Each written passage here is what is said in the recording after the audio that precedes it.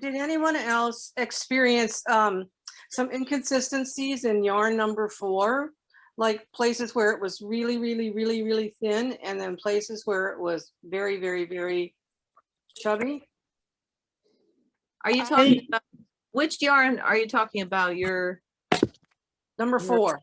oh, okay. Most people haven't knit with that yet. Is it a 3-ply gray? Yep, yep. Oh, okay. Yeah, we're not doing that one till next week, so most people haven't knit with it yet. So Oh, okay, okay. yeah, but if you're knitting the small scarf, that would have been your last yarn, and you could have either skipped this week and done it next week, or Okay.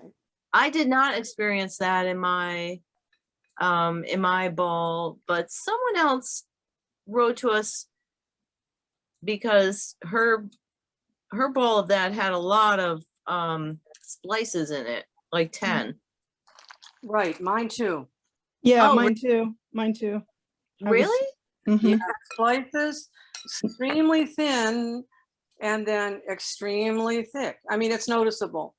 Oh wow, I didn't experience that at all. It was so Okay. even throughout. But I will bring that up to the mill, because it shouldn't, we shouldn't be and we can't see that, like, you know, she was kind of saying, you know, your quality control is poor, and we don't necessarily see that in the skeins, that, you know, they're twisted. We don't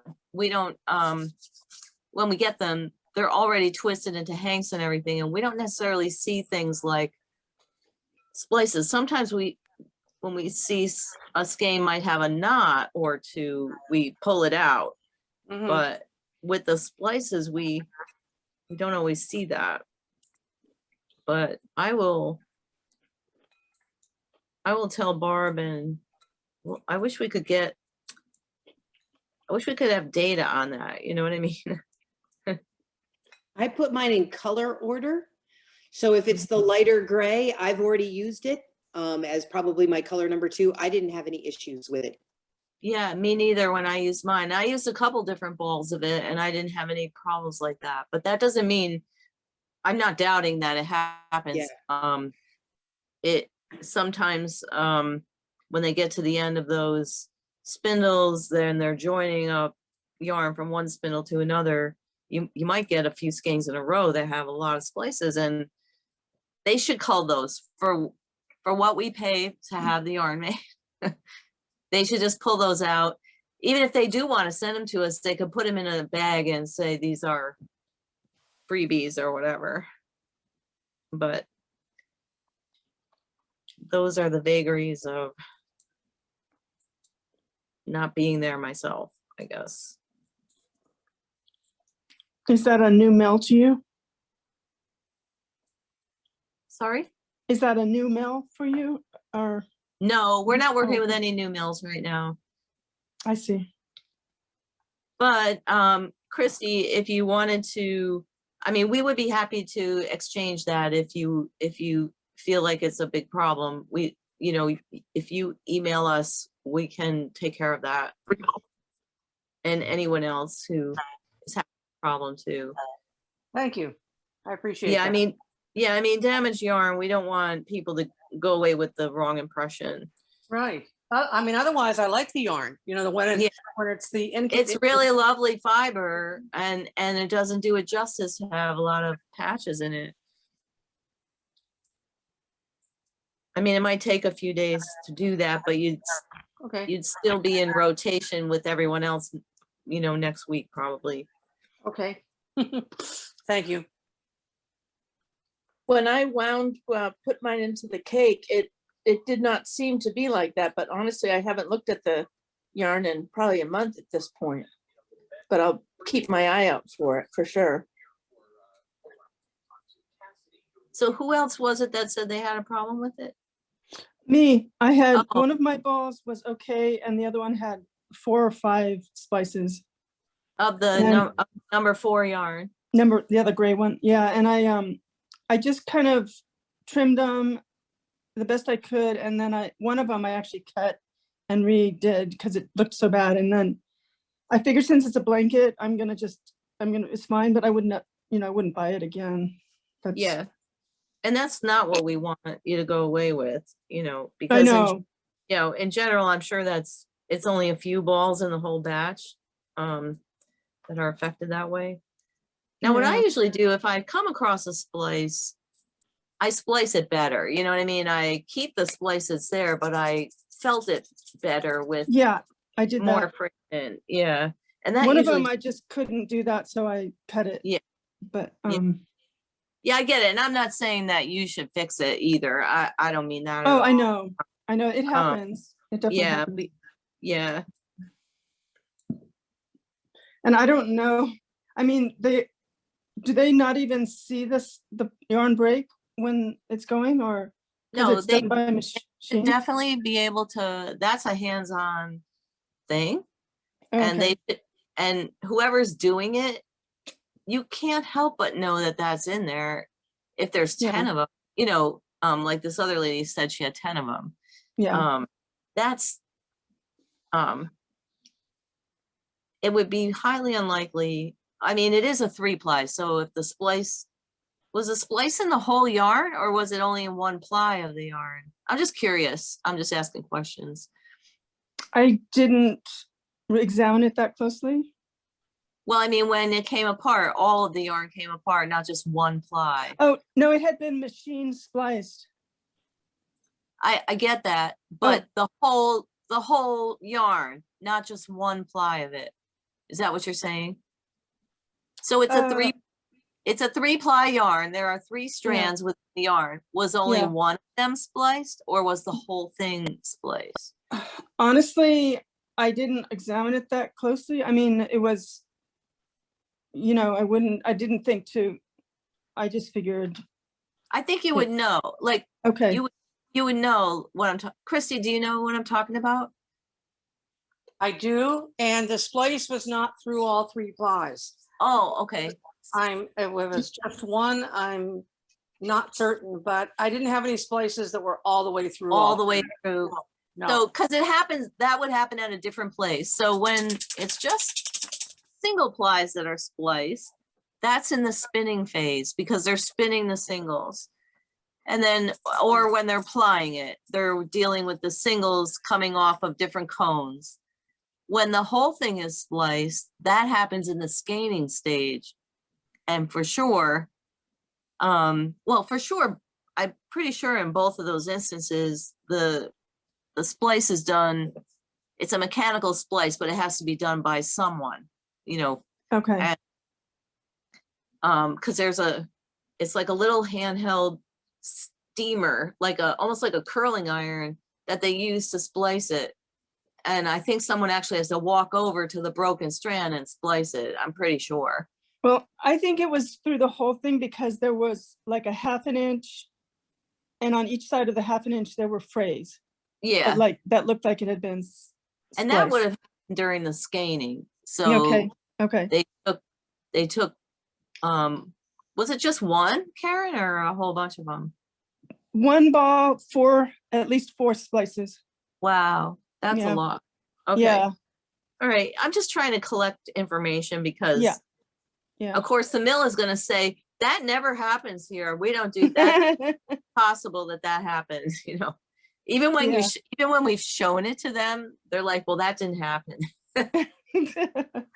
Okay, And we don't show them pictures to, you know, lay blame. It's just like, how is this happening and how can we stop it? You know, mhm, this yeah, is almost certainly happening by a human being is doing it. And if a human being is doing it and there are like 4 of them that are 1 yard apart, that human being should say to themselves, oh, 4 splices in 4 yards is too many. I'll just take that whole chunk and get rid of it. Yeah. Which seems like it would be easy enough. Because by the time they twist it into a hank and send it to us, we can't even see it, or we would pull it. yeah.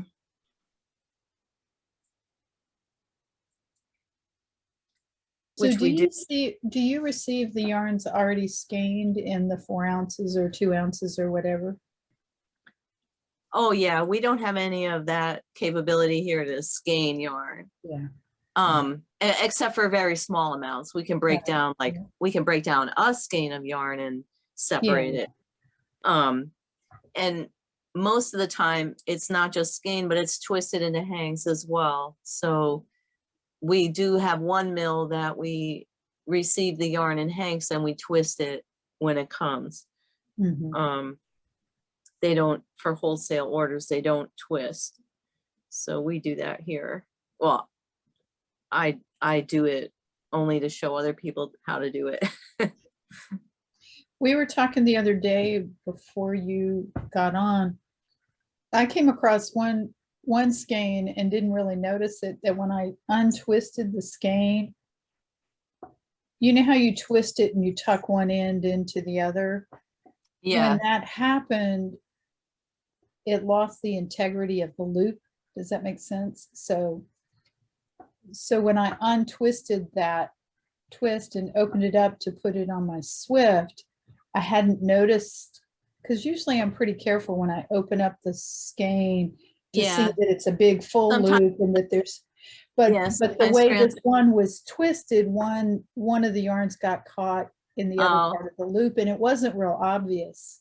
What I And- usually do is, when I undo a hank, I find the tie, Mhm. I pick it up by the tie and And that'll make help. sure- Yeah, and then I separate the strands and I give it several like very brisk Yeah. snaps. Yeah, And that makes all the threads align. And if something is crossing the wrong way, you can Yeah. feel it at that point.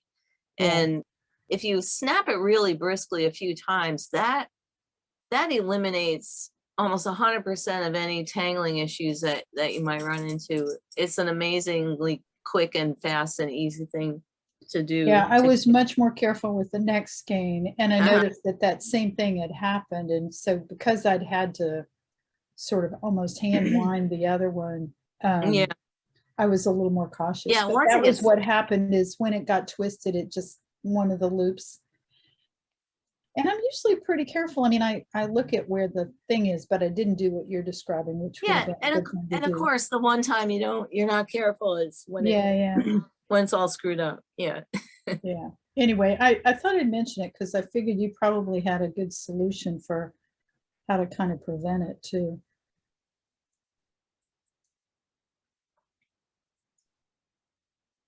And can you describe more how you do that snapping? Okay, so when let me just get a skein and show you. Okay. Hang on a second.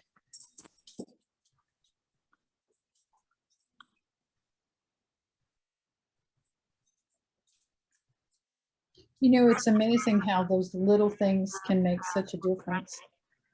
Definitely. Yeah, and taking an hour to take tangles out of a Oh my skein of yarn when you thought you were gonna be done in 5 minutes, it just ruins your whole day. It's Pretty not much so does. fun. The only yarn that I have found that snapping does not work is Spin Cycle. Really. And Oh, it's really? and it's so expensive. Yeah, a couple of times I'm like, I'm just throwing this away, and my husband's like, no, let me do it for you. Mm. So Yes, actually, let me get a different. This one's dark. I just realized you're not going to be able to see what I'm doing. Hang on. Sorry. So you guys need to solve the problem the way I do, which is have a friend who really loves to untangle things. And then you put it in a bag and take it to her house. right. That's what I do. And you're doing her a favor because she loves it. Exactly. I feel like And she brings untangling it back in yarn. a perfect little ball and I lose the stress. Yep. I think I told y'all before that one time I had a big skein of silk yarn, like reeled silk, meaning that it's just one continuous long fiber. And it just made a big mess. And it sat on my coffee table for weeks while I would. every I now watched and a then friend tear out an entire sock right next to her into a giant rat's nest ball. Specialty, okay? What? My specialty is untangling yarn. I didn't say it was you. So here's the end of a skein where the end is tucked in. So I stick my finger down in here just to make sure I have all the loops and pull it off. So that's the two ends, and then this is the folded end. So I let that hang out a little bit, and you can see it wants to be kind of twisty and stuff. Mhm. So I pick up, this is the tie. I pick this up and I look underneath to make sure that there aren't any crisscross strands, because if you pull it the wrong way, what you might see underneath is like this, is a couple strands that are crossed like that over the Uh-huh. tie. And you want to make sure everything's laying flat there. So you want to, oh, here's a couple on the edge that are pulling in the wrong direction. So I want to make sure those are flat, and that all the way around that tie is in a clean spot with no strands going the wrong way. Then I put it over my hands like this, and I really hard snap it like that, and feels really good. And that what that does, so when they hang up yarn, often most mills will steam it to set the twist. So it might it's either like dampened or steamed on a cone to set the twist, and then it's skeined, and it might hang. The skeins are washed and they might hang, and with like merino yarns and stuff like that, that's going to open up the fiber and bloom it. And so some of the strands might stick together, or there might be some vegetable matter in between the strands that's catching and holding it together. So snapping it like this is going to loosen some of that. And you should see what's on my lap here, like all little pieces of grass that came out of it. And now it's hanging much more silky and loose. Yeah. Can you see that? And then I put it on the skein winder and undo this one has two ties. One tie is just a tie, and the other tie are the two ends of the yarn. And then I unwind. This one is the two ends of the yarn, and when I loosen that knot, I undo a little bit to see which of these two strands wants to go to the back of the skein, and that one I leave in the back. You know, it's on the umbrella swift, and that strand that wants to be in the back, I wrap it around one of the wooden slats of the swift in the back. So the strand that wants to be outward of the circle, that's the strand I start my ball with, so that I'm always taking it off of the outside of the hank. And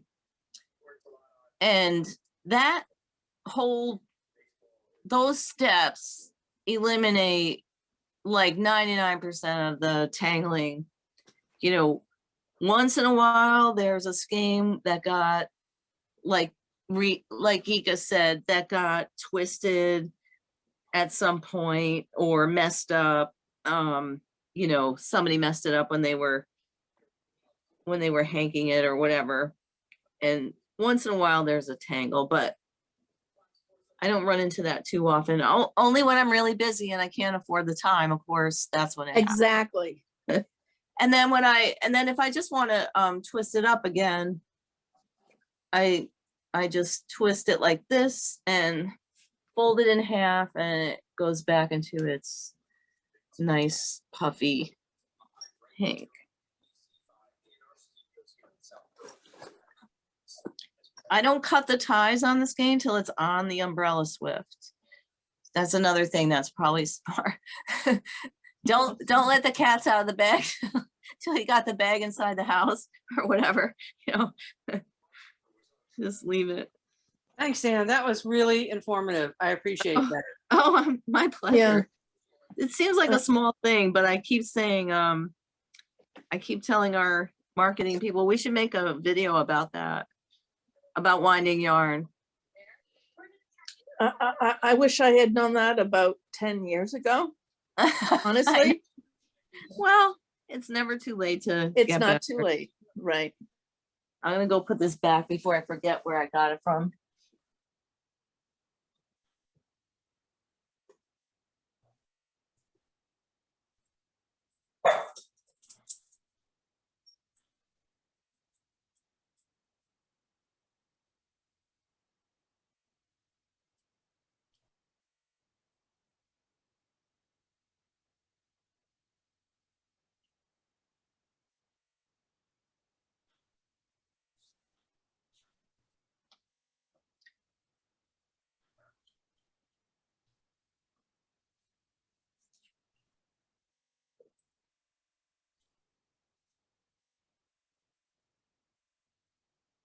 So Anne, I was wondering, I watched a couple of the Zoom meetings that I missed. And there was at least one, I can't remember if it happened in both, where you showed pictures, one where you showed pictures of the sheep Mhm. and they don't come through in the video. Yeah, I was because of- told that too. I don't know what to do about that. Is there I any don't know. chance, is there any chance that you could send like an email with the PDF of the pictures? What we're doing is we're putting together a series of blogs. So Okay, each of the yarns, but of course, we don't want to be releasing them until the yarn is available to everyone. right. Because we're afraid that the blog will make other people buy the yarn besides you guys. So Oh, okay. in a couple, and it's only a couple weeks now, we'll start putting those up and Okay. then everyone can have access to that. I think that's probably the best way, barring I don't know that anyone who currently works here has the video editing capability to stick those in, but I'm working on that. Yeah, I hadn't thought about that you were gonna do that, but I was just thinking like send us an email with the images, but that, if you're Yeah. gonna do it the other way, to keep We it can do simple, that. We could probably do that for the last couple. I didn't think about doing that, which is also smart. That Zach could stick a couple of those pictures in the email. if that works. I mean, I know y'all do a lot, so I don't want to ask for anything that's burdensome. No, it's fine. I'll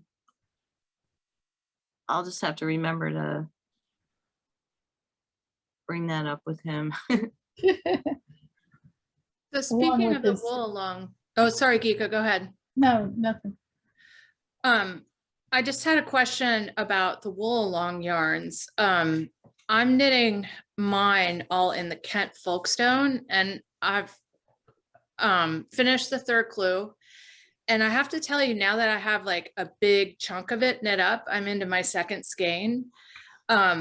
I'm really struck by how dynamic this Folkstone color is when I see it on a big swath like this.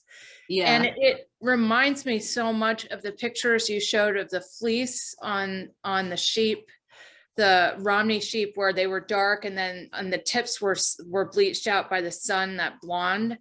And I swear to God, my cowl, and I don't think that I'm going to be able to show you on Zoom that well, but my cowl has that kind of, Iridescent. gray depths, yeah. but then this glistening, like bleached little halo on it. And it almost looks a little bit knit up like stone soup, kind of like with the texture and it's just Sweetie. really cool. Those locks that were dark at those were actually the Perrindale locks. Let me just bring those up again. Yeah, those were the Perrindale. Yeah. Yeah, And those I were don't know if I can hold this up where you could see the Oh, changes in light of, it's not capturing the halo. it's got a golden kind of sheen to it. Let me see, But it one of those- also has like a silvery halo. It's really cool. And it's Yeah. different than the other shades in that way. here I are really the wanted you to actual show it. Yeah. Catherine. here's the Oh, actual cool. this is one of the actual sheep that was shorn for our yarn. So and you can see like up where the guy's got his hand on the fleece, the tips are kind of dark and golden, and then down inside it's a more silvery gray. And we really thought this fleece was going to spin up to look like Tide Pool or something close to that. And then the locks, let me get that. Are you talking about the Folkstone or the Perrindale? That's the Perrindale. Let me just find those. Here it is. I think this is the photo you're referring to. It's stuck. Hang on. It's okay. That's Yep. the Perrindale. Wow. Yeah. You're right. I was referring to that. I guess I was confusing it with the But KPK. this is not unusual. This isn't unique to Perrindale. Almost all sheep have different tones along hair shaft because of the weather. You know, what's closest to the skin is more protected. And the outer part of the lock takes the brunt of the sun and the rain and salt and anything else that might affect the color. And then that all gets spun in. So anything that's really highly damaged gets tossed out. But the reason the Folkestone is like that is because of all the mistakes. So that's a very serendipitous, and it's funny you say like stone soup, because it basically is the stone soup of Kent DK.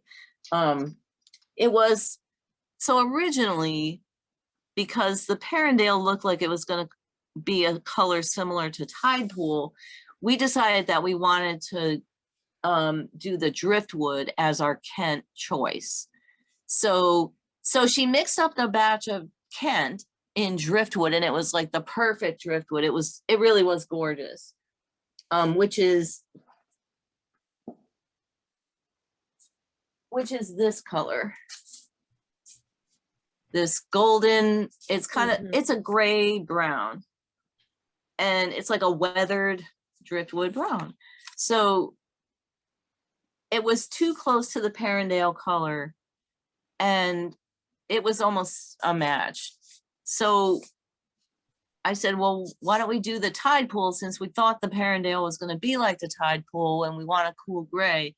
Well, then she'd have to go find the wool and start from scratch and clean it, you know, scour it and everything. And this was the first week of May, with everything shipping out the first week of June. So I said, well, and do you have enough Tide Pool color? Do you have enough silver gray to add to the driftwood to make a new color that would be cooler than driftwood and maybe a little darker? So she added some, she didn't have the Tide Pool color, she had the mussel shell color. She wanted to stick in the mussel shell. I was like, no. So she put the mussel shell color into the driftwood color with white to make that silver gray, and add it to the, so what you're seeing. Yeah, if I hold it up, you can see all the different, so colors.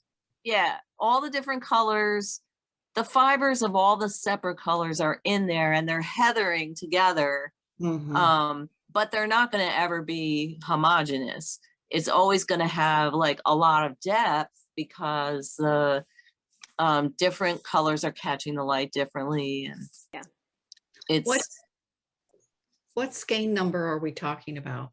The first one. Okay, so yeah. And so I guess I have to say that I've just been taken by surprise by how much I like it when I have a large bit of it knit up. When I first knit it up, I was like, oh, okay, this is like the other Kents, because I only knit the arrow motif to here. But now that I have this much knit up, it's really interesting. Yeah, exactly. And that one was still has really cool stitch definition and stuff. So that one had a lot of nubbly color texture. So yeah, I've got like some white nubs like there. And that's probably because the driftwood, the driftwood was already blended, and then she added fiber and blended it again. So some of the fiber got blended much more than the other. I don't exactly know how. I guess she must have recarded it all. I don't know. I wasn't there. And honestly, it's like, please don't tell me any more about this yarn. Like, it's the second week of May. Yeah. Right. Just get honestly, it to me, please. Yeah, honestly, like you just can't even imagine the pressure. So that's the story of that. And I'm really, it really did all work out. It's weird because I could see exactly how, I don't know that she's going to be able to A, duplicate it after hearing that story. Right. Yeah. And B, are you guys gonna try and get 4-ounce skeins, or are you just gonna stick, like, if I wanted a sweater quantity of this, what should I do? Basically is my question. Well, we're gonna get it again, and it will be, Okay, and it will be in the usual order is like 4-ounce skeins and 2-ounce skeins. okay. Until then, and I don't know how backed up she is, and I don't know when we're expecting it, but until then, we do have the 2-ounce skeins, and they are everything that the 4-ounce skeins will be, except they're smaller, you know, so it's Yeah. just a matter of splicing a little bit extra. Yeah, but if Um, you're gonna get it again, I'll personally, I'll wait, because I did get some extras already, and I just bought 2 sweater quantities of yarn, so. Yeah, I'm not saying, I'm not pushing you at all, but. No, I know. And then you know, and then we'll know if she was able to actually replicate that nubbly Replicate, yeah. texture or not. But I think I'm not sure if we drew up a PO yet, but we need to pay our bills this month before we can order more yarn. Oh, Catherine, I just cast on. So Oh, I you was did? happy to see yours. I was going to ask you to show me because Oh, well, I I'm can just talk if casting you on didn't them. see it. I can just keep talking Yeah. so it highlights and you could kind of see the color. I don't know if I hold it Mhm. maybe this way. Oh, yeah.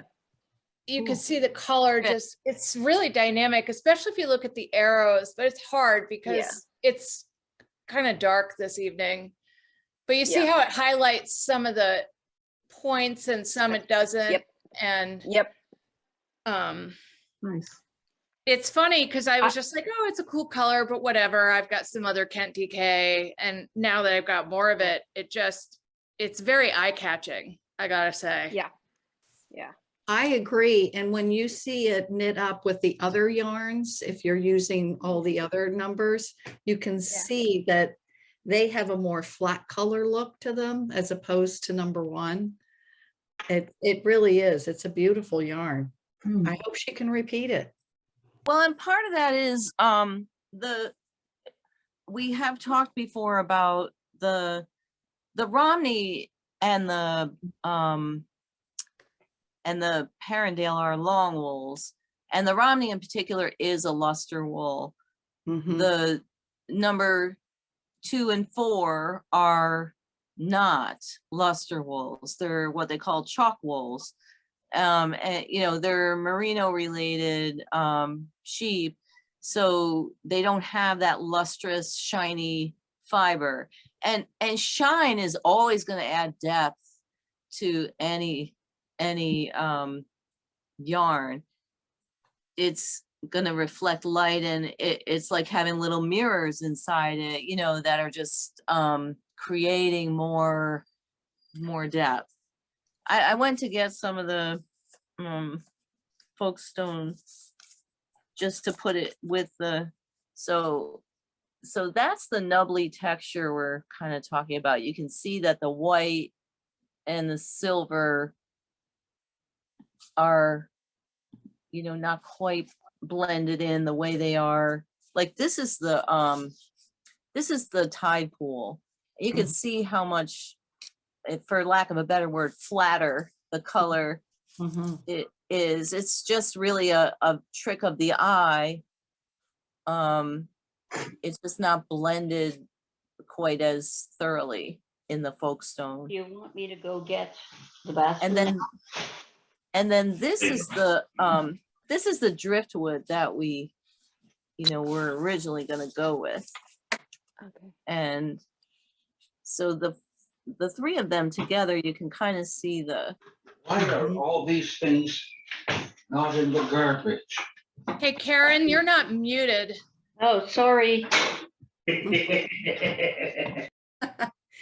And what is number 3? Is that a luster wool?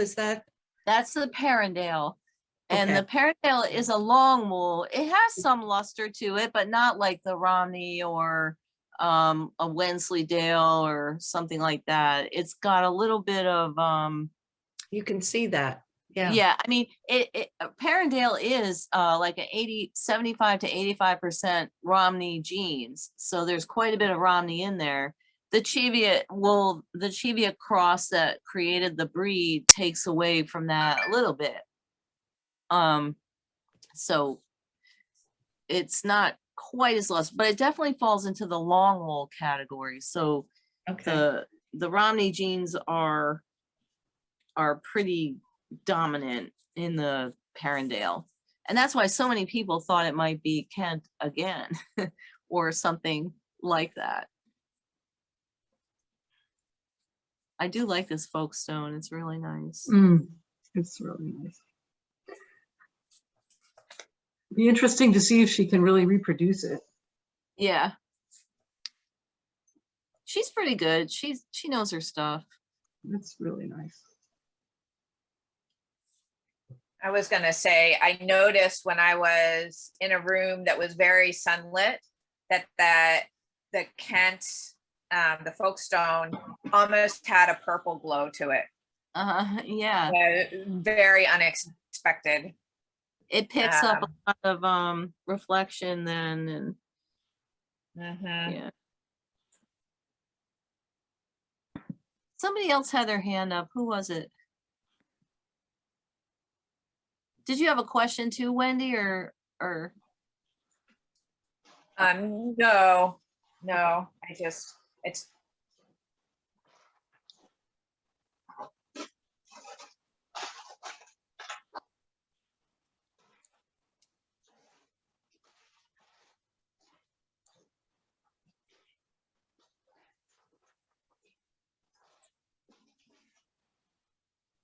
I'm just really glad everyone's enjoying the yarn so much. You know, this is the first time we've done this on a large scale, and I mean, I've taught it in class with a small packet of yarn and everything, but to do it on a large scale with everyone trusting us to purchase a kit,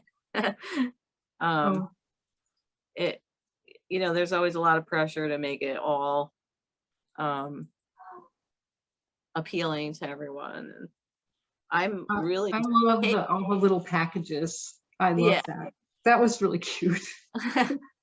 I'm really taken with with the observations everyone is making are so you know, astute and interesting.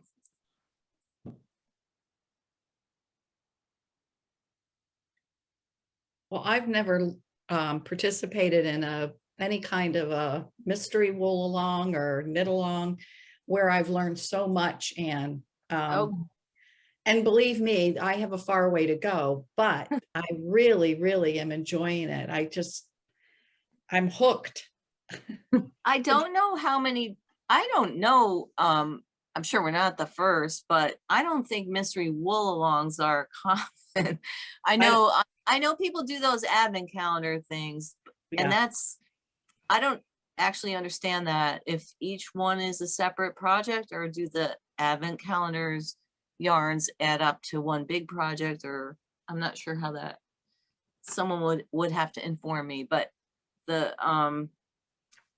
this is this has been very satisfying, because I feel like everyone feels like they invested in something good and they would do it again. So we are thinking about what we'll do next year, and we've got some great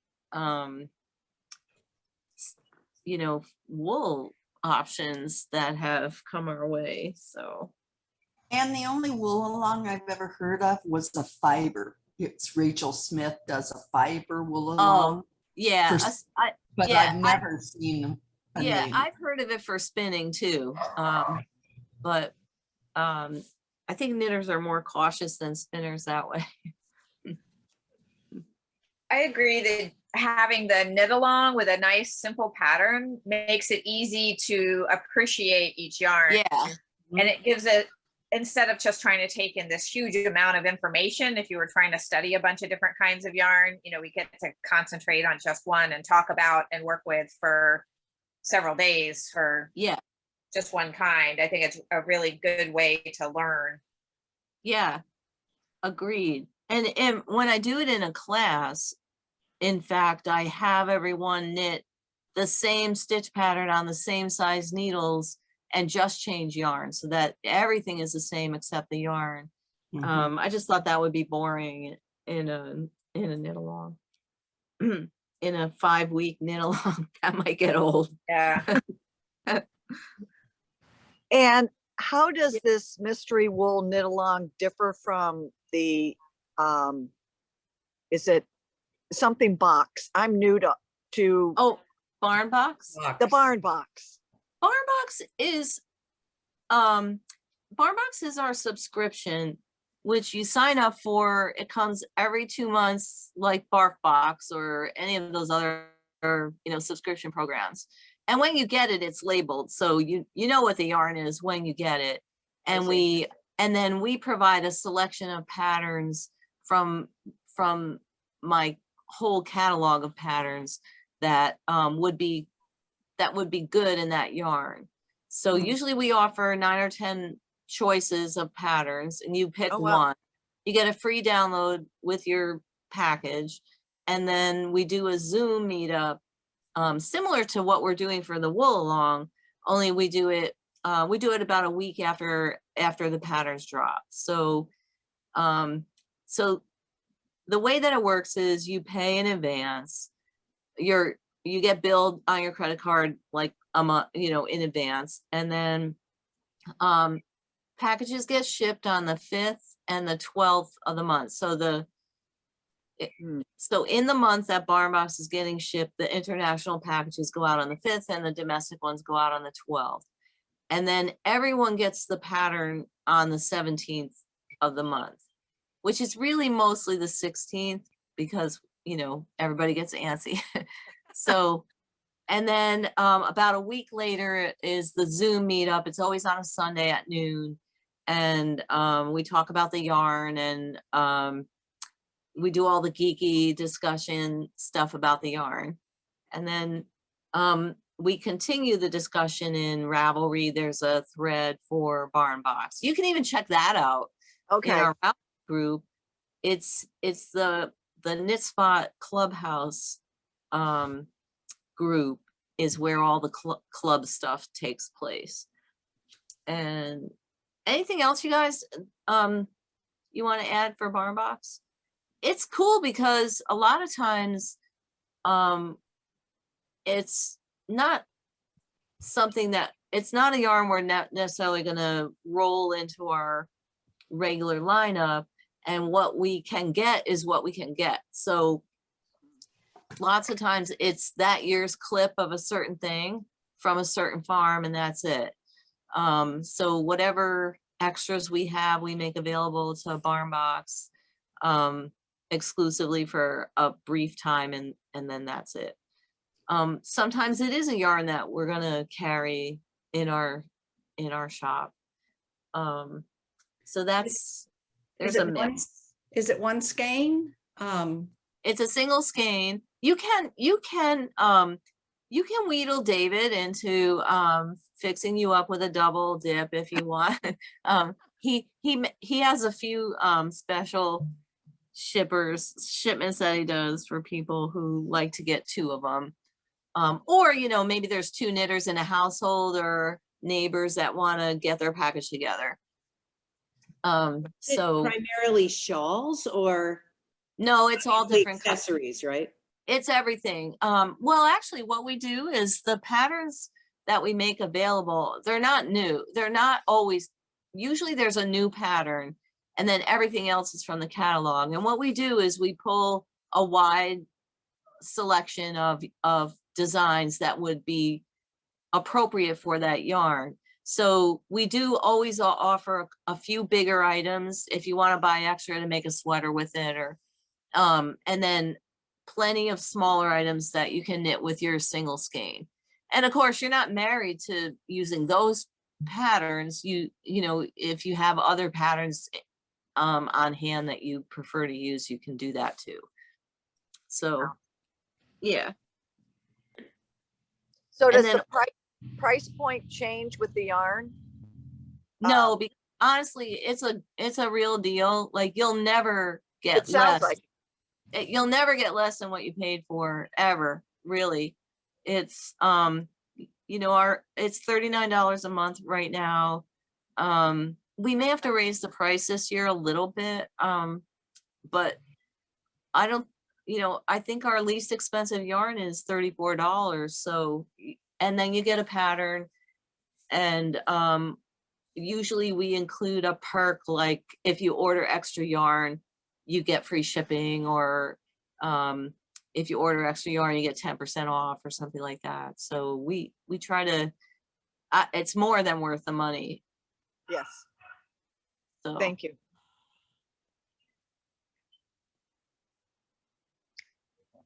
I would say the only bad thing about it is that it's totally addictive. It's just like you plan your life around the Zoom meetings. You can't wait to see it. And it's like an extended wool along in a way, because you get Yeah. a new yarn to play with, and the patterns are amazing. And to build on what Anne said about you never get less than what you pay for, even if you paid full price for her patterns, they're so well designed and thought out and appropriate. And there's so many good things about it that it's really worth every penny. In my Every opinion. Barn Box has been fabulous yarn, just Mhm. amazing. Starting with the first month, it's been great. I know. Yeah. Yeah. I Yeah. started the first barn box, and I mean, I still can't wait till the next one, and that's a lot of barn boxes that I Yeah. got. So it's exciting even after a year and a half, was it, Anne, or 2 years? It'll be 2 years in September. Yeah, so I haven't gotten bored of it at all. I mean, not like, oh, well, what else can, I'm not excited about, but I can't wait for the next one. So, I And don't we know, get so unless many, it's just me. and so many times when someone has to like stop it, they're like so apologetic and regretful. You know, it's just like, oh, I just can't do it. Like I have so much yarn right now, I need to work it down. And there is an option you can skip a month. You know, it's all in your subscription. You can make changes that way. How many people do you have doing it? Do you have any Right idea? now, I believe it's around 325. Whoa, nice. Yeah, it does go up and down. So this is sort of our low period during the summer, but it usually goes up to about, well, at one point last year, we were a little over 400, I think. And I'd love to get it back up to that number, because that's a really good number. But you know, that's just an ebb and flow kind of thing. It sounds like a wonderful concept. It's great. It is really, we used to do clubs, which was committing to like, 6 months at a time.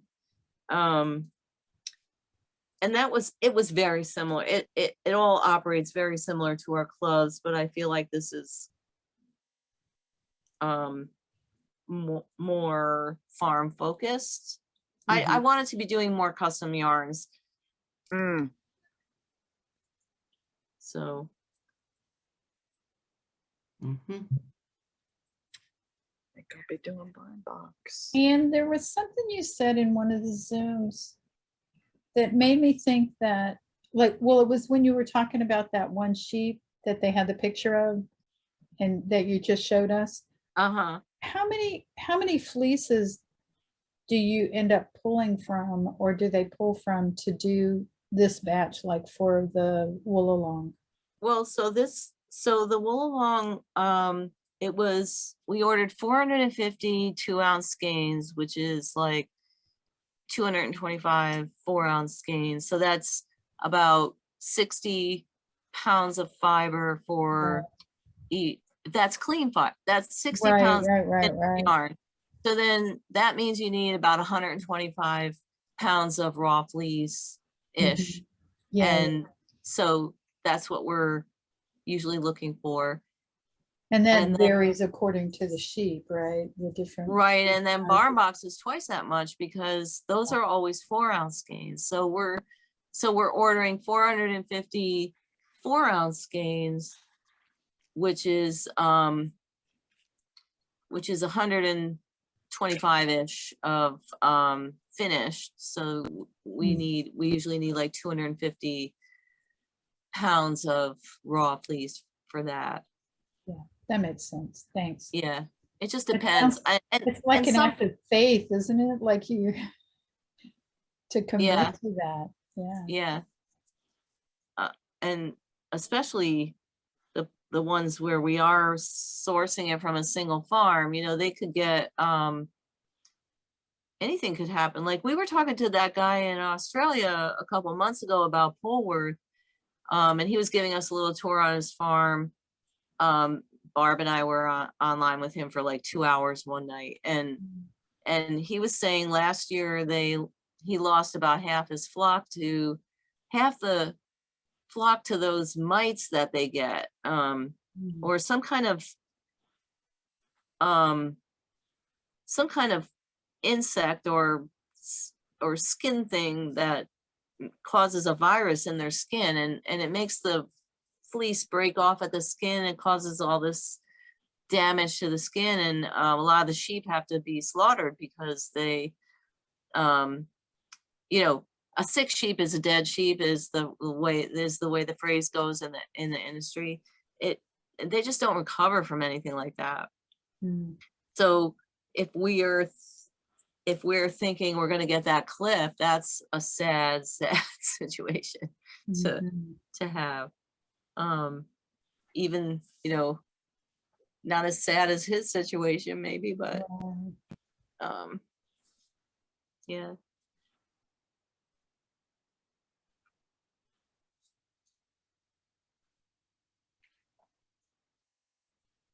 And for the most part, we don't rely on a single farm for very many things, but we do have a couple that we do. Or like when COVID hit and we couldn't get the Shetland from Great Britain, nothing was coming in. So we couldn't get our Shetland fiber. We introduced that Shetland in April of 2020. And it sold out, and then we didn't have it for like a year because the shipping and everything was not happening.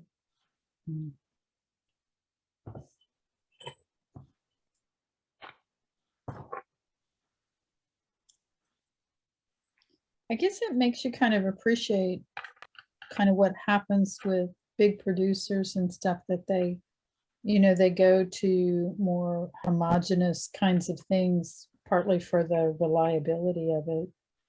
Yeah. Although in the long run, I think that's, a false economy, but which is a whole nother issue, but still. Well, I mean, it's a way to keep it alive too. I mean, Perrindale is an example of that. It's a really recently developed breed. And yet it has all that rustic charm of a heritage wool. There's nothing unpleasant about it as an experience to knit with. And we're really lucky that there are still breeders out there and producers who are exploring those wonderful colored animals, or trying to keep some of those characteristics. I honestly don't think that the modern breeds are inferior in any way. I really get it why, and I get it why farmers do it, but also it's good for the planet to have the modern breeds. Really are a modern innovation that is going to be much healthier for our planet. We're in a place where there are actually synthetics that are more earth friendly than sheep. wool because of all the different impacts that livestock have, and especially large scale livestock production. And so I think what's cool is that there is such an interest in keeping some of the heritage characteristics alive in these animals. Like when we talked about the Polworth, the colored Polworth, and there are several producers in New Zealand and Australia that are really into that. And the Perindale, the American Perindale Wool Association is, or Sheep Association is almost totally focused on colored sheep. And that's true. And it's because those producers who form the organization come from a crafting background. So that's true of a number of other breeds as well.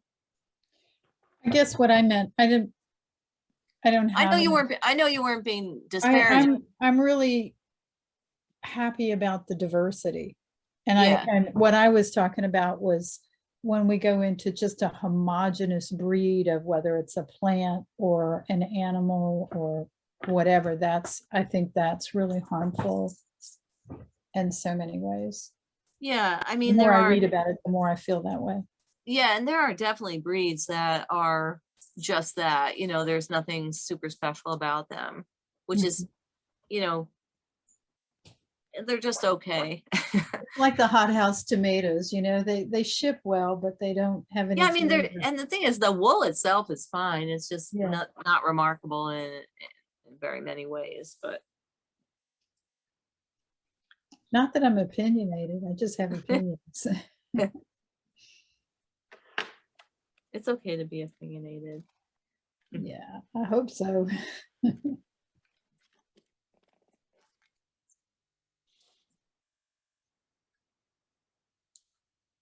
What is it, Erin? Huh? You always get more than you bargain for over here. Huh? Do you want to come up and say hi? Come on. Yeah. Say hi. Aw. Hi, Erin. Hi, Erin. You say hi. Go and say hi. Hello. Hi. Hi, good girl. Hi, sweetie. What a pretty dog. Like she's being choked by this harness here. Kitty says, I heard you talk to a dog. I must use a special voice. When Oh my gosh, look at his hair. Because he ran over like he had to see what was going on. Yes. If that was Riley, that hair would be just caked with food. Oh, he needs a bath tonight. I told him this morning, you're not nice. You need a bath.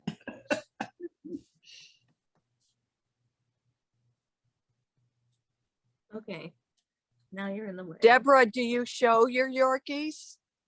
No. He's just I nice. used to have Yorkies and I always I didn't show them and I kept them really short, but usually people that keep them long show them. She's beautiful. He's beautiful. Thank you. He needs brushed out and given a bath. I had a Yorkie that was 14 years old when he passed, but at about 8 years of age, he got allergies and started losing all of his hair. It was so bad and so sad. And so I think I'm overcompensating. Keep him in jammies, which I am not a dog in jammies kind of person. I don't mean that mean, but that's just not me. And so it's nice to have him with long hair. That's great. But the average person looks at me. I had my son's wife's sister came for Easter and she walked in and looked at my dog. Of course, she has a Chihuahua and she looked at my dog and she goes, "You need a haircut." I thought, everyone has their own. It would be easier to cut him for sure. And which is what I did. And if I was in a hot place, I most certainly would probably do that. But I think they're the best dogs ever, but I'm biased. We keep Riley really short, but when we we rescued a dog that had that hair like that. He had gotten away from his owner at a motel, and he was only outside for like 5 days, but he got on the college campus and went to the wildlife area. That's where he was hanging out. That's where we trapped him. And I took him home and gave him a bath. He had at least 40 leaves that were entangled in all that hair. I had to cut some of it off. It was just, he had sticks and mud. It was disgusting. I went with a friend camping up at Guernsey Lake in Wyoming, and I said I can't go because there's no one to watch Gideon. And she goes, well, just bring him. He's not like big or anything. So she has a camper, but it has goats' heads everywhere. And so I couldn't let him out of the camper much, other than to do his business on the pathways, because it would get embedded in there and you would have to really work at it or cut it. So I get that. If he was an outdoor dog, I'd have to cut him. If we had known the owner was looking for this dog, I would have cut him like within minutes of getting him in the house. He was so filthy. Do you think he was long before he got lost? Or do you think they were staying at a motel in the area, and he got away on like a Monday morning, and we started getting calls about him on like Tuesday, and I think we caught him on Thursday or Friday. So you're getting kisses from Aaron. I know. Go on, get down.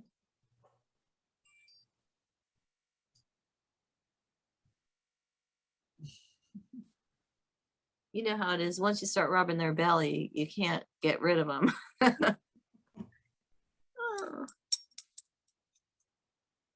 My mother used to hate dogs that rolled over to ask for belly rubs. So if any of we raised pugs, if any of them rolled over, she'd pull her hand away right away, because she said, I don't want to see your privates.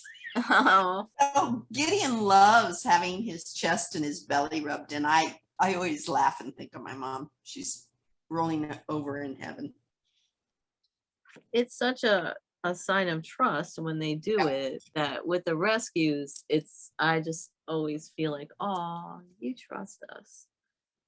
Well, and it's, they love us so unconditionally. I think it's probably only fair that we do the same back. What is the little green box, Aaron, on his collar? Oh, this is his Whistle Go. It's a GPS tracker, kind of like a Fitbit, in case she gets out. Oh, cool. Yeah, there's a phone app, and you can track wherever the dog is through the phone app. Oh wow. What's the brand on that? What's it called? It's called Whistle, WHISTLE, and they have and this is the Whistle Go. It's the lesser expensive of the two models that they have. We actually had the higher end one, and it wasn't working, so we sent it back. This one is the same one Cardigan has, and it works fine. I was thinking my daughter has a dog that I think she's afraid if she ever let her go, because she's an escape artist. Yeah. I wondered if she would feel better with something like that. Yeah, I mean, we never let them off leash, but Cardigan slipped out of the house one time when we'd only had her like 2 months, and she was gone for 8 days. But for the first couple days, we knew where she was till the battery died. She just wouldn't. We just couldn't catch her. Yeah. But it does give you, and now the battery life is way longer, so it does give you assurance about where they are. Yeah. And even for stuff like if David takes them out for a walk and I'm like, when are they getting home? I just have to check the phone app to see where they are. And we had a thing like that on our car for a while, and until it expired, and then we didn't renew it. But my husband would be like, oh, I saw you went to such and such a restaurant. And I thought, that is just way too creepy weird. Not keeping that thing. Aside from the fact that he didn't want to spend the money on it, but I was grateful in that case. There's all this cool stuff in the phone app that you can do, like tracking their calories used, and you can set up like goals for how many minutes of activity you want them to have every day. Right? We never look at it though, do we? I had a friend one time whose boss had given them those fitness trackers, and all of the employees thought it was really like the best thing ever, until they realized that she could see how many miles they were put on, and they were salesmen. And so she would work from home and put her fitness tracker on her dog. He ran so much that it would look, and I'm kind of going, I think that's cheating. I said that to David today. We heard something on the radio, like I forget what it was about. It was about deregulating some of the, climate, relaxing some of the climate regulations and stuff like that. And I was like, that's like putting your fitness tracker on your dog. It's not helping you at all. It's not helping. It's not doing anything for you. Your resources are still going to dry up at some point. So Anne, on a completely different note, I want to show you that I'm making progress look in at the that. dandelion honey. It's definitely the right color now. Thank you so good. much for making sure I'll that. tell Lillian. I'm really happy about it. Oh, good. It took me a while to figure out where I was in the pattern. I had to backtrack and all that kind of stuff, but I keep Geeka, how learning far from are you? doing that kind of thing. How far are you, Geeka? I did the sleeves a while back, and now I'm almost to I think I'm at about 12 inches, and it goes up to 14 inches before you connect with the, what do you call it, the sleeves. Yeah. Yay, good job. Well, I finished my blizzard finally. Oh, cool. It's going to go in for its bath. So pretty. So pretty. That's And, beautiful. that's Those in the colors Shetland. look really nice. Yeah, it's the Shetland, and then it's Peterbrook. Peterbrook, the Valentine yarn. Yeah. It's gorgeous. Now, I think it came out good. I made it a little shorter than she said, because I didn't want it quite so long in the body. I thought it'd be cute a little bit shorter. And I had put the 2 extra stitches on each side into the sleeve, so it made it a little bit bigger for my little fat arms. Is it for Geeka, would you you? hold up, Geeka, would you hold up your project again? I didn't get to see it. Here you go. Let me make sure I'm showing you the right side. Here you go. Wow, that's And beautiful. is that It's such a dandelion? pretty pattern. Very. Yeah, what was the name of Really the nice. pattern again? It's dandelion honey. Okay. And I wouldn't know about it except I was in the barn box. Nice. It's a cardigan. Really pretty. Yeah. I think I just bought that pattern like a week ago.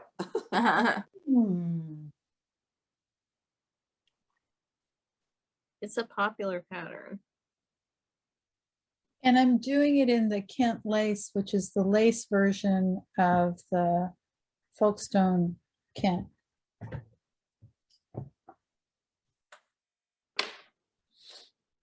Excellent. I think I'm headed into trouble. That's Anne's middle name, Trouble. I'm right behind you. Barn box, here I come. I was in your position about 3 months ago, and I had my first barn box experience, and I'm really looking forward to the next one. And I'm hooked, and I don't mind. I mean, some things are just gorgeous, and I've not seen an ugly pattern. I've not seen an ugly project. They're all gorgeous, and you can't lose. In my opinion, can't lose. I agree. I feel like I'm becoming a better knitter because I'm working with different patterns. I'm listening to what other people are doing. I'm knitting more because I want to get on to the next project.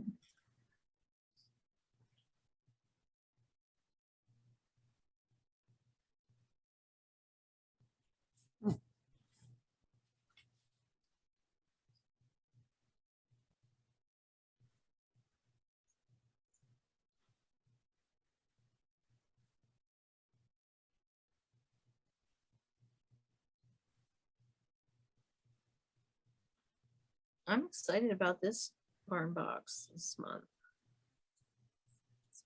It's quite nice. Now, Ann, that isn't really quite fair. Right. To talk When about does it ship? what we're getting and then not say, oh, I'm not saying another word. Yeah. That's she- almost like baiting, almost. She always says she's excited about this month's barn box. Okay. I mean, I'm excited about all the yarn. I just want to knit all the time, which is probably what people think I do, but I don't get to. Sheila, do you're that. just gonna have to get used to it. This is who Ann is. Okay, well, see, I learn something new every week. Last Her year other we middle had- name is Tease. I you am a had team. the secret yarns true. numbered last year. She was like on number 6 secret yarn. And she Oh wouldn't yeah, the tell us secret about yarn. Any of them last year. And that was something Barb and Paula were cooking up, all the secret yarns. I'm like, I can't keep track. Well, think about it. Like in the last year or so, Debbie, what has she introduced? Like 10 yarns? I mean, Yep. seriously, it's been awesome. It hasn't. It's been simply amazing. I'm not complaining. I woke up at 3 o'clock in the middle of the night on the night of the 4th and realized I had only bought the Jacobs blend, which was not a part of the 20% off. So in the middle of the night at 3 o'clock, when I couldn't go back to sleep, I was on my phone ordering my yarn. Oh, good girl. So I'm Very like proud of you. addicted. Which we I have appreciate. it on my to-do list to wind my yarn for the sweater knit along. I bought, what did I buy? The confection worsted. Oh, what color? The only one that was available other than the white was the nougat, I think. Oh, you'll love it. Oh, that's a nice color. Everything else was gone. And so, I had it and the dark brown in my cart. And then I forgot to make a decision. And so when I went back in, there was only 2 of the dark brown, but I could get, no, it wasn't the nougat. That one was gone also. It was the brownie gray one. Cookies and cream? No. Now you're gonna make me look. Milk chocolate? Maybe. Let me see. No, that's the breakfast one. Let me go back in. I was literally doing it on my phone because I woke up and I said, no, I have to remember it in the morning. I'm not going to open it up. And then I went, okay, fine. I got a sweater quantity of the gray pearl Kent DK and I got the Targi worsted. Yeah. Okay, there's not a name on this one. I'm like, one sweater quantity is not enough and went back in the same day. Well, So it's the only time she has the sweater yarn on sale, once a year. Yeah, Yeah. you're not the only one. There are plenty of people that came back a second time and There's a brown one in here, but it doesn't have a name on it. Or a gray one. I think it's the cookies and cream. No, the cookies and cream is labeled. Oh, And the nougat is labeled and the dark brown and the white, but the gray one. it's the milk chocolate then. Okay, that's the one I got. And again, they're all the same color. They're different tones of the same color, basically. Yeah, because I thought it's got to have brown in it because everything else has brown in it. Yeah, let me just. I like the milk chocolate. Which I yarn got is my that? first stone soup today. I mean, with the yarn sale. I got the nougat. I'm gonna make triticarium or something like that. Oh, see, it's all your Triticum. fault the nougat was gone. Triticum. Triticum. Yeah. What'd you say, Deborah? I said it's all your fault that the nougat was gone then. Wait, you're gonna make triticum with The confection? worsted? worsted? No, I'm making it with stone soup fingering. Oh, that'll be really nice. Yeah. So this is the dark chocolate. Yeah, This is the cookies this is the milk chocolate. yeah, that's the one I got. This is the cookies and cream. And then there's nougat. And See, white I love the chocolate. nougat, but it was gone. And I thought Yeah. about the off-white because I thought of Catherine because she keeps making the white. Yeah. So that's the 5. Those are all so pretty.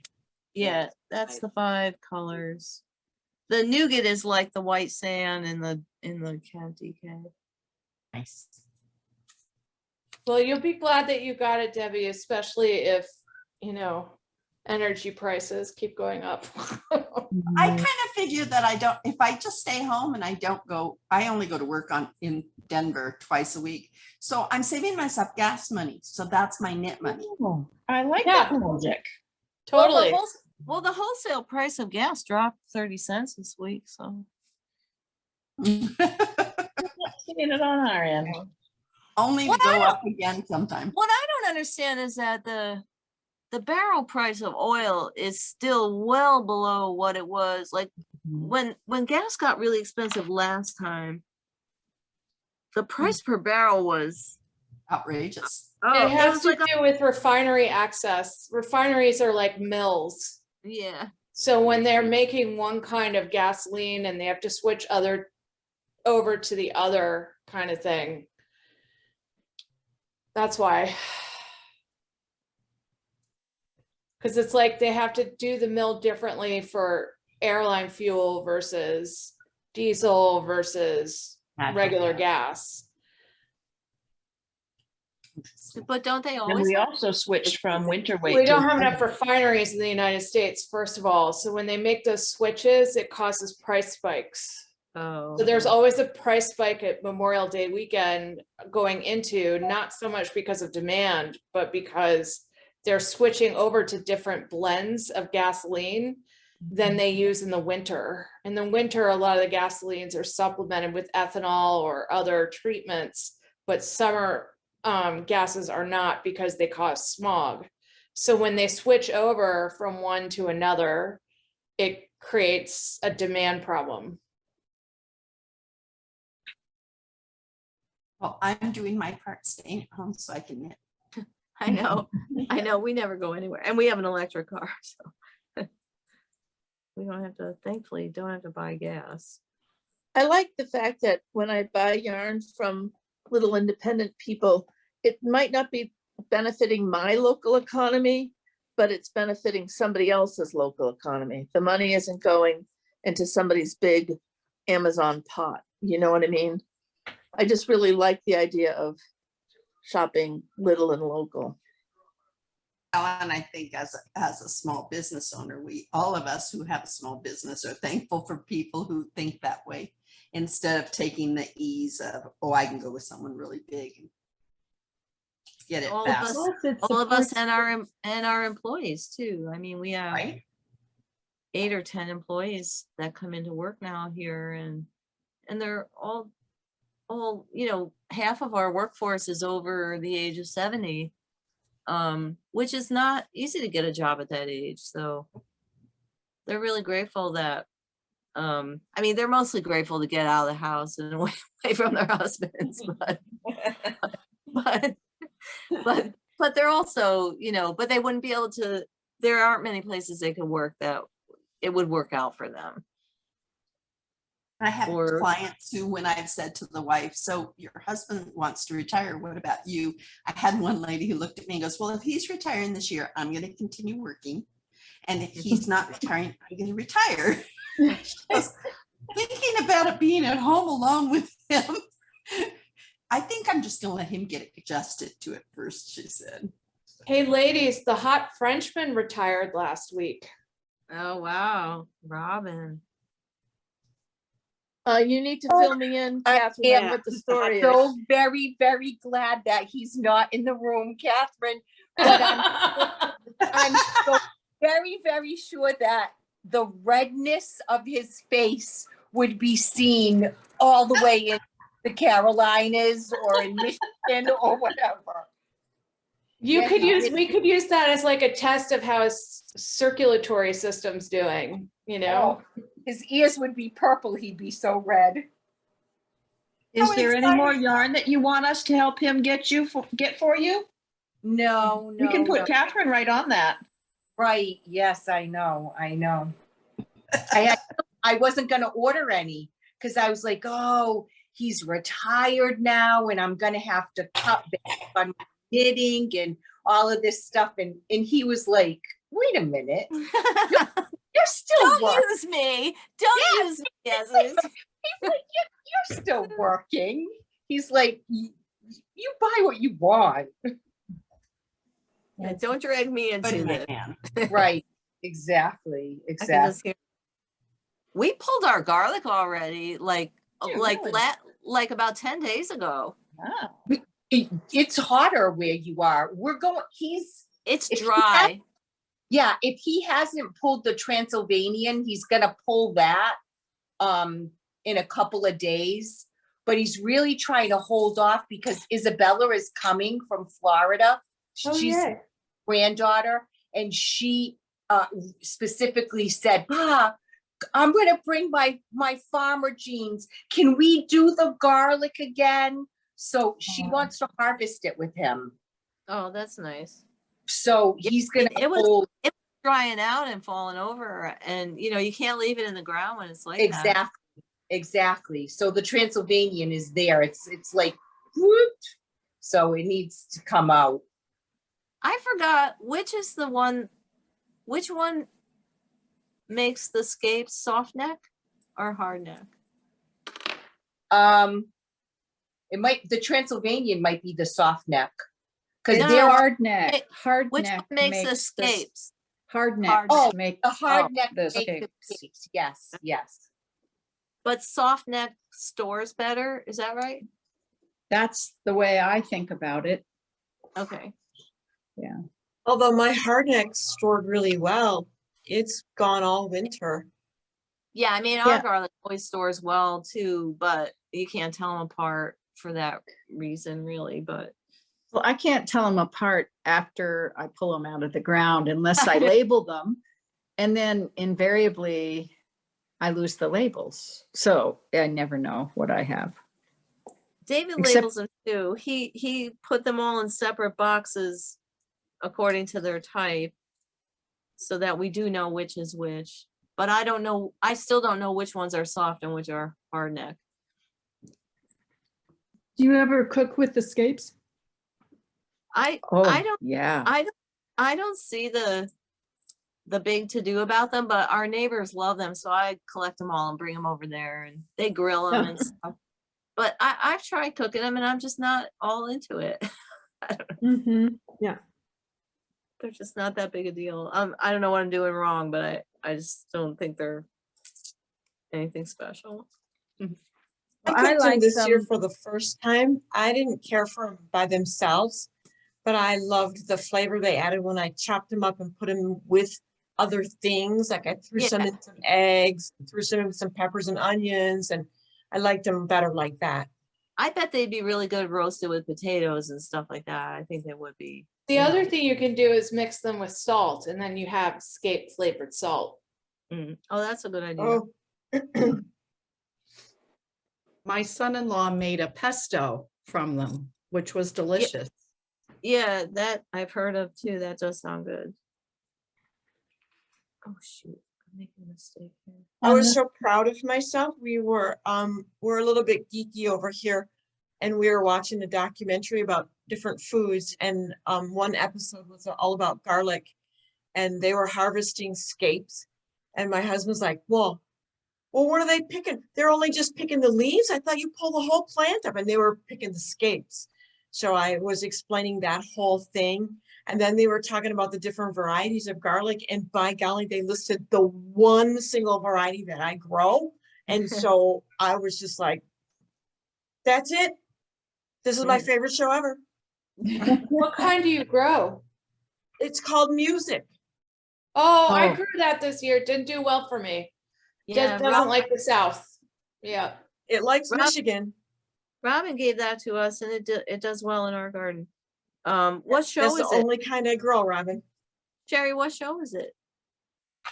It's called Rotten. Oh, It's called Rotten, and one episode was about garlic. One episode was about honey. Really I thought surely somebody in this group recommended it. But it's all about different food. The honey episode was about adulterated honey being shipped here from China. I've seen that. Maybe, you know what? I think my sister-in-law showed me that in Switzerland, when I was in Switzerland a couple years ago. I think she. Yeah, because it's not a new show, but there were two seasons. I think I watched it on Netflix. But each episode is about a different food crop. And one of them was about not olive oil. Wine. One was wine. There's one about avocados. There's one. I don't remember all of them. I only have just watched a couple. Yeah, I saw a couple episodes. That's cool. It's very interesting to me.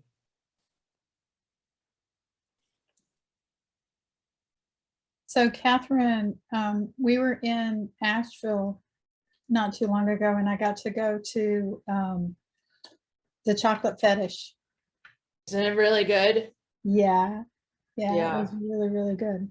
It made me think of when we were in Paris and got to go to an award-winning chocolatier. It was really good. It was fun. And we had two little ones with us, and they were like crazy. They got the seashells.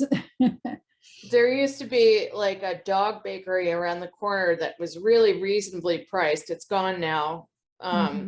But I would always stop on the way out of town, downtown, so I could hit the Chocolate Fetish to get something for myself, but also for the people doing my mail and stuff like that, and then the biscuits to take home. Do you live in Charlotte or where? No, I'm on the coast in Wilmington. Okay.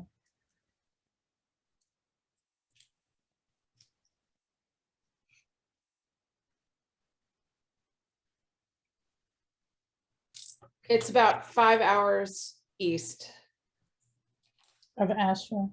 Mhm. Yeah, well, when we go up there, we're actually in Franklin, which is western. Yeah. So Asheville is an easy day trip. Yeah. And every time I go, I think my cousin has a beach house in North Carolina, and I keep thinking, thanks. I keep Where thinking is I it? should. I'm trying to remember the name of the town. I don't know if I have the address or not. I We should had a know. lot of beach towns. Yeah.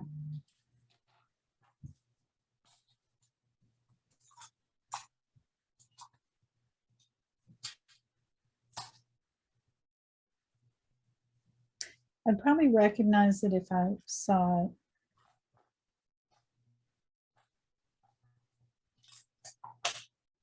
And what part of Switzerland does your sister-in-law live in? She's from Zurich, but she lives in Biel now, which is in the kind of in the lake area where the lakes are. And it's not too far from the German border. It's about halfway between Zurich and Geneva. And it's an interesting town because in Switzerland, either an area speaks German or French. It's very divided by town, but in her town is bilingual, which is really unique. And it's good for the kids because they learn both.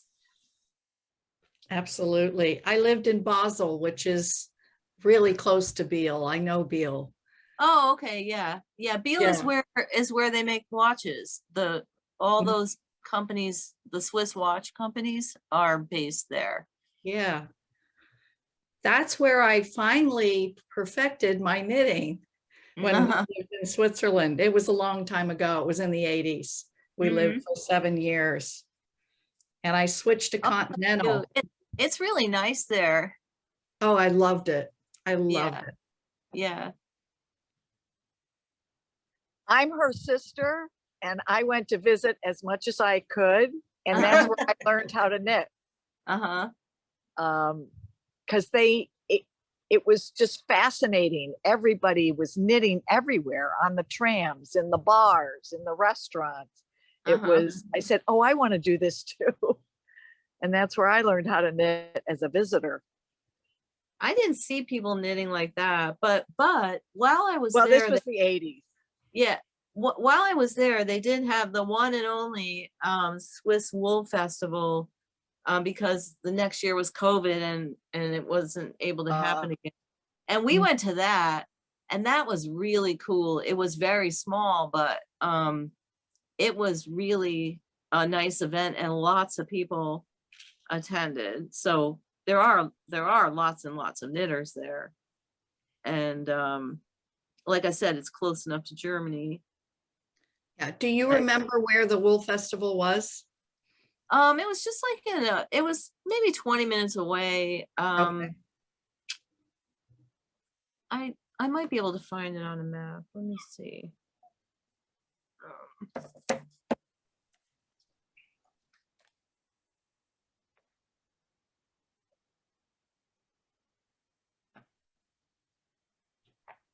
We also took a day trip to this little town where she had gone to high school, and she lived with a family there while she was in high school.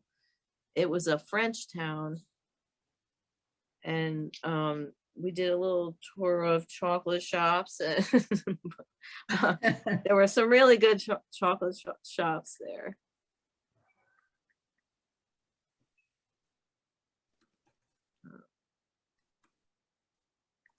Do you get to visit often?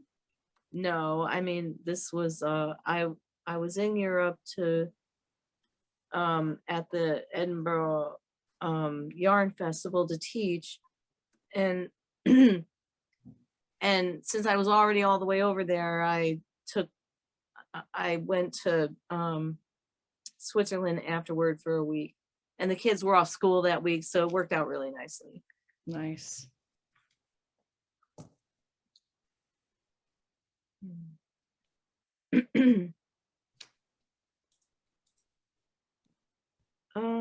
Let's see. That's okay, Anne, if you can't find it. No, I'm looking. I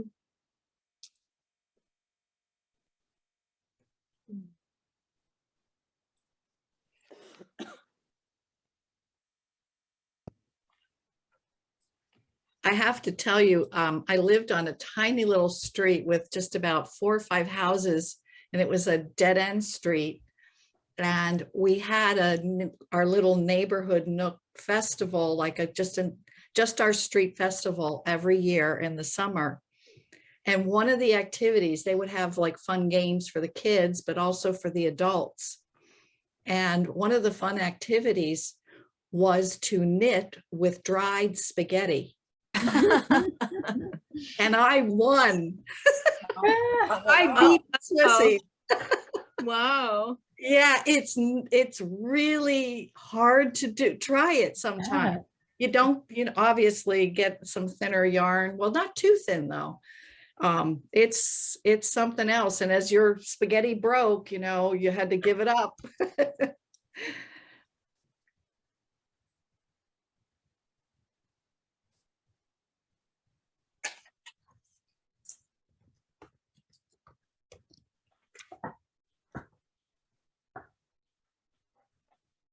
What was your prize?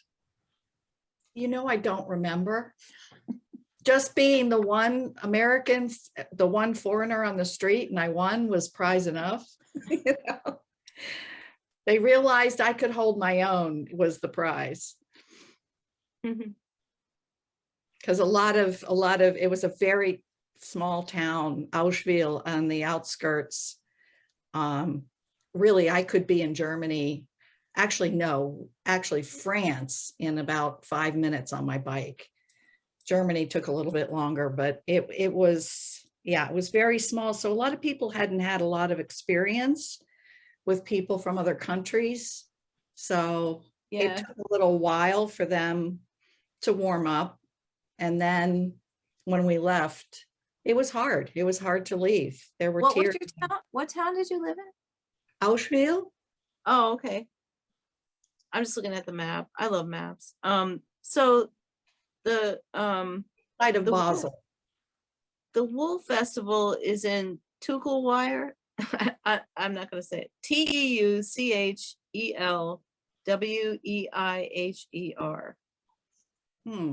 That sounds closer to Geneva, probably. Was it French speaking predominantly? I would say German. I mean, people came from all over, so it was even England and stuff. I mean, vendors were there from everywhere. I'm not recalling that town at all. That might not be the name of the town. Let me check for sure. Now you guys have me daydreaming about going to Belgium just to eat chocolate. Between Giga going to Oh, Aspen, I've you done guys that talking too. about Switzerland. I've done that too.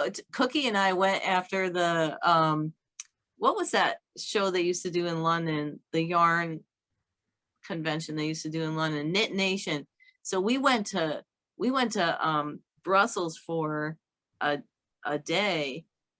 Not a day, a long weekend, and we spent 2 days touring chocolate shops and bars, drinking beer.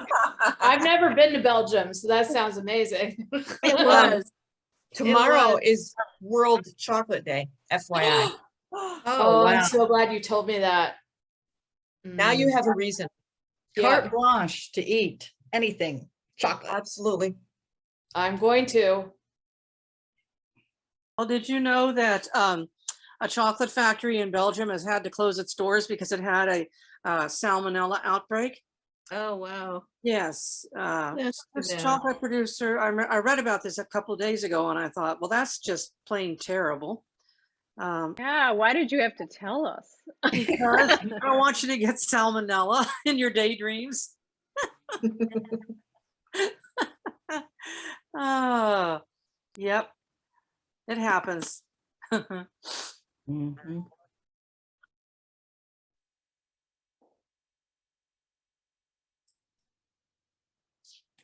Well, you can't get salmonella from the beer in Brussels. That much I know. So We had so many cool beers. This was before I knew I was gluten-free. I needed to be gluten-free and wondered why my stomach was upset the whole time, but I just thought it was a combination of beer and chocolate. But we had a lot of those wild yeast beers. Mhm. I forget what the appropriate name is for those, but those are kind of my favorite. So I have a question. I'm making the Capricorn triangle and I'm on the edging. Does this look right for the miter and then for the miter? I think I made a mistake in the miter, but there's no way I'm going back there. Anyway, it's hard to see. it does look great to me. Oh, good. Okay. It's beautiful. It looks beautiful. I'm trying really to- enjoying it and I'm really liking the goat yarn, the goat lace, goat lace. Yeah. What's It's the name of the pattern? Capricorn triangle.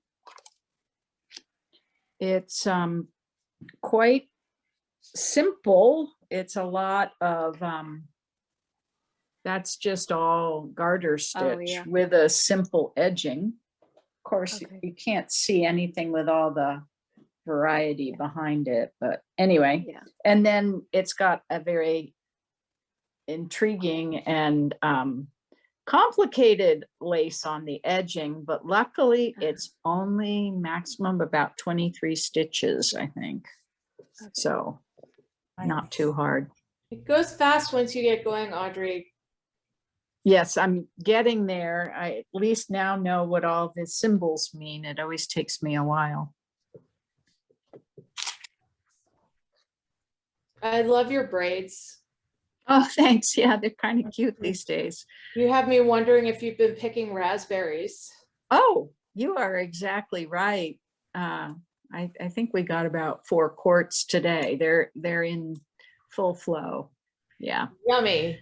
After this Zoom, I'll go down and put them in the freezer and save just, a little bowl for us to eat, because we do get a little bit overfed with raspberries this time of year.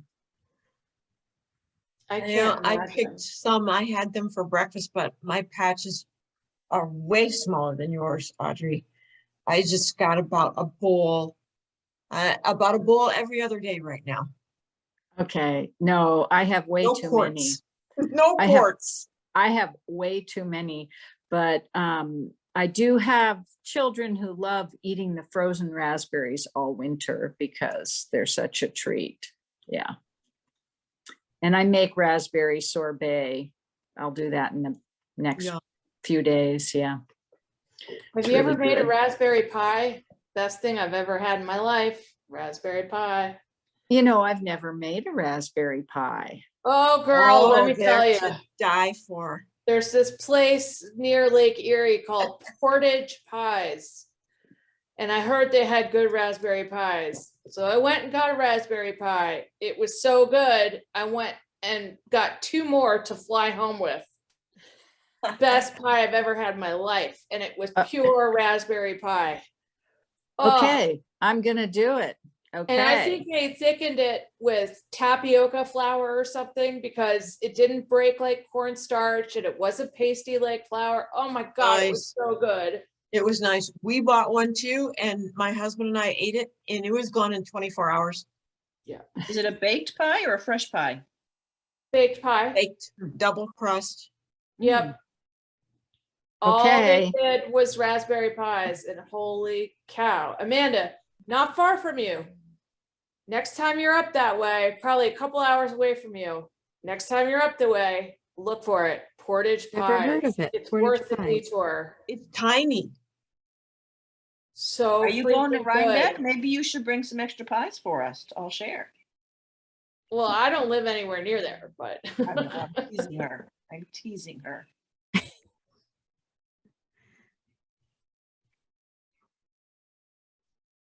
since you have an abundance, it would be fun to play with. Has anybody made a pie with mulberries? Not mulberries, no. No. Annoying because they have this little green stem. We have one right up at the edge of the woods at the backyard, and my husband loves the flavor of them. But he says, just make the pie with the stems on. I guess I can, but it just bothers me. I mean, they act like a typical berry pie. I just thought if there was some way of easily removing the stems, I want to know about it. What if you used went and bought a brand new sort of nail clipper and just use those? Oh, a nail clipper is a great idea. But you use it only for the berries, go get a new one. Yes, Mom. That's a great idea.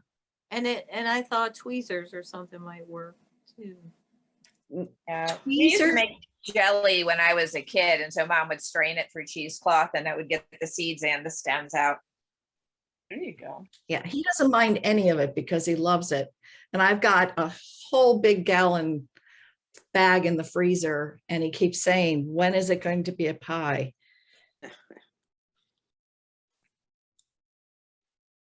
Well, I'll make my raspberry pie and you make your mulberry pie. Okay, I will let you know how it turns Will out. you eat 3 pieces for me, Audrey, please? Sure, that's part of the Okay. problem with making it into pie, but I can handle it. How many servings of fruit are you supposed to have a day? 3 pieces, Yeah. 3 exactly. pieces of fruit, 3 Yeah, you mean pieces 3 of pieces fruit of pie. Pie. Yeah. Yeah. I think fruit pie is fruit and toast, is it not? I think so too. And Sherry, I don't remember those pies being sweet, right? They weren't sweet like a cherry pie. They were still They were No, they right. still had some tanginess from the Oh, raspberry. big time. Yeah. Yeah, they They were a weren't like perfect gooey, blend. like a sweet, grocery store cherry pie or something. Nothing like that. Well, the nice thing about making your own pie is that you can sweeten it Tweak that, yeah. I mean, even once you cook even once it's thickened, if you wanted to add some sugar, you could, it will melt. And My sugar is always in the form of ice cream. I don't know about anyone else. Make all kinds of berry pies. She used to make raspberry pie and blackberry pie. They are really good. I never liked all the all the seeds.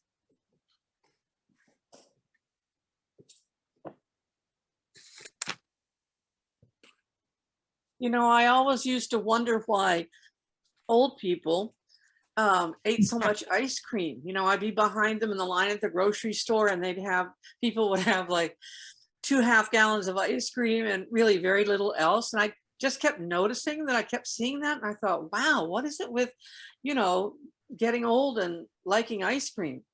And I've never been a sweets person. I've always been salty, savory. And I could easily pass up. I never liked cookies. I wasn't big on cake. Pie I liked. I liked ice cream, but it wasn't an addiction. Now that I'm in my 70s, I love ice cream. I totally get it now. I totally get it. It's really funny. It's like, I don't know what happens inside the body, but something does. And all of a sudden it changes. So if any of you know what's going on there, you can fill me in. They say that when you crave ice cream, you should drink water first, because oftentimes you're just not drinking enough water. Oh, if it's that easy to cure, that's great. It can't be that easy. That just doesn't sound right. I'll try it though. I'm not saying it works for me or anything. I'm just saying Right. that's what they say. Let's see, water or ice cream? Yeah. Do I really want to just do that? Well, I could Do I really want to be talked out of it? No, Right. I got South Carolina peaches at the farm stand today, so that means it soon will be peach season here. Yum. And that's the pie I look forward to every year. Peach pie. Speaking of ice cream. Yeah. I think part of the thing about the ice cream is when my mom, she ate tons of ice cream, and someone explained that your taste buds fade, but the one that doesn't fade is sugar. That's very Sweet. true. That's very Sweet lasts the longest of all of them. Yeah. It's the earliest too. Breast milk is very sweet. So babies are born with a sweet tooth. And but that doesn't mean you should give them pop when they're a young child or anything like that. But I think sweet is the earliest, and I guess the latest, the longest lasting. You shouldn't give them pop if you want to live with them. No. I don't like sweets to begin with, so it hasn't. I didn't either, but I do now. Really? Yeah, I'm 65 and I'd eat potato chips any day of the week over anything sweet. That was me, absolutely. But I'm 73, so. Oh, well, maybe I still have time, right? You do have time.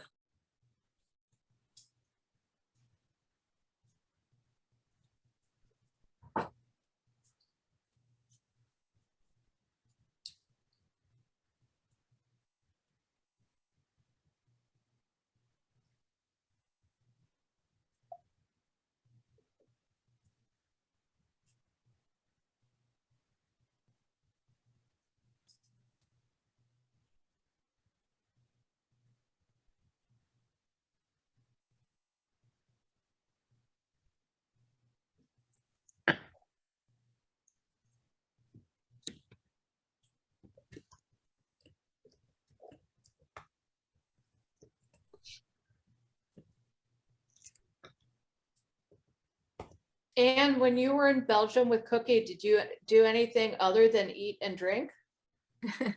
We did. Well, we went to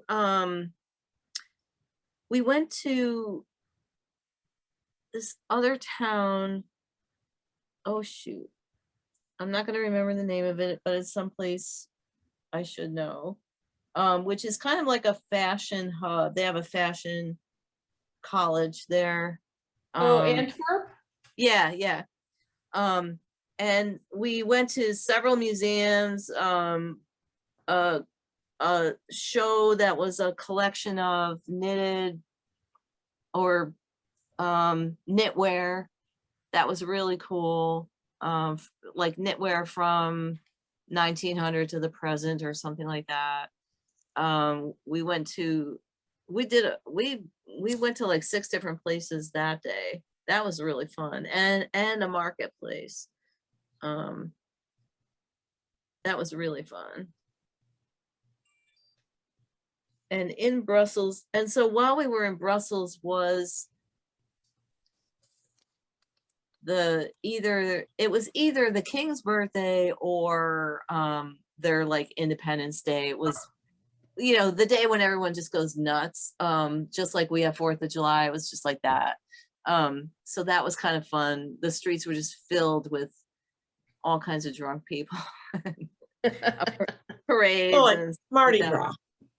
Yeah. And the hotel we stayed at was right outside the window was this beautiful gardens.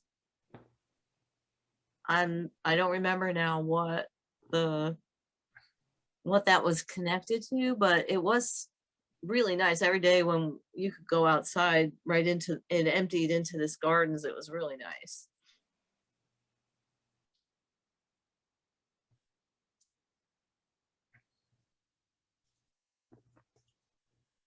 What time of year was that? Well, it was in the summer because Knit Nation would be in July in London. And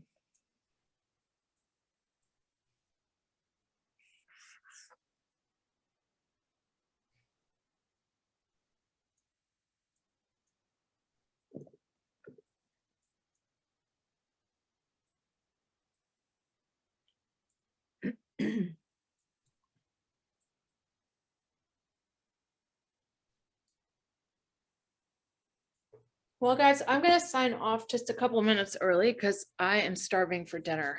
So you guys have a good few days. I'll see you Saturday. Yeah, enjoy your dinner. Bye, Thank Catherine. you. I'm gonna Bye-bye. sign off too. Have a great week.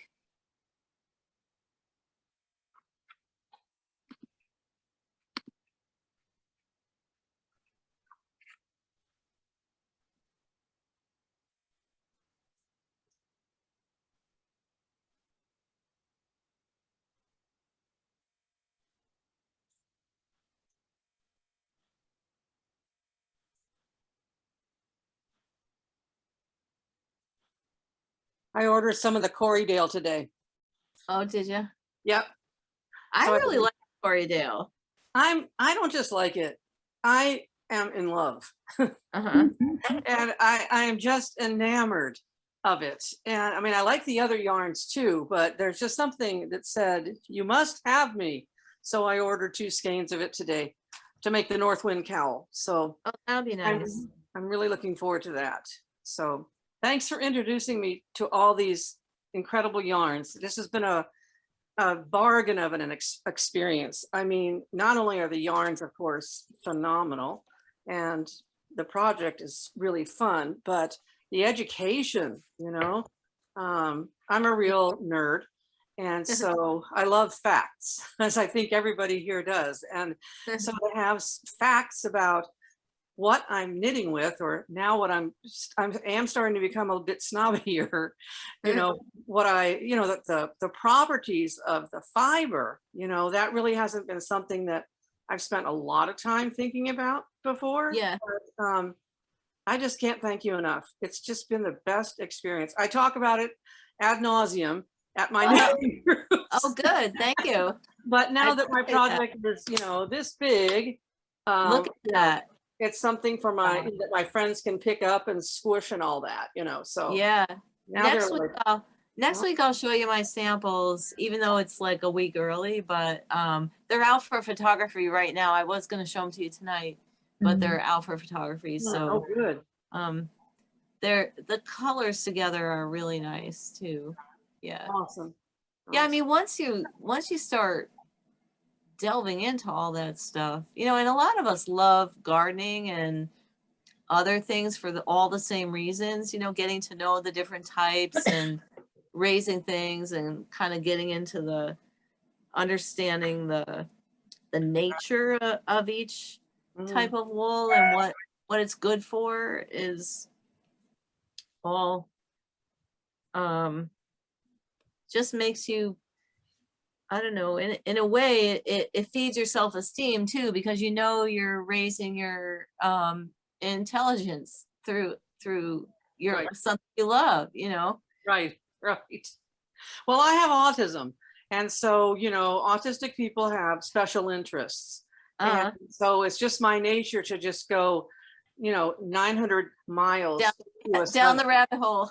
Absolutely. So that, I mean, and I've been knitting for I don't know, 17 years or something now. So I've gone, there seems to be an endless number of rabbit holes that you can go down with fiber arts, and and I'm off for summer break right now, so I can just knit basically whenever I feel like it, instead of having to wait to get home from work or pretend I'm on a Zoom call so that I can get out my socks.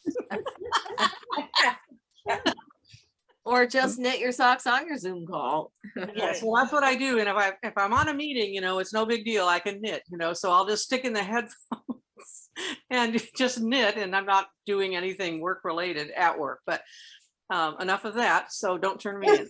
But I'm curious though, since you brought it up, like knitting, I knit through all meetings anytime I can, any waiting room or any meeting or jury duty or whatever I can, because it helps me focus. Does it help you focus in meetings? Absolutely. Yeah. I used to be where I would knit, take notes, do the minutes, and share a meeting all at the same time.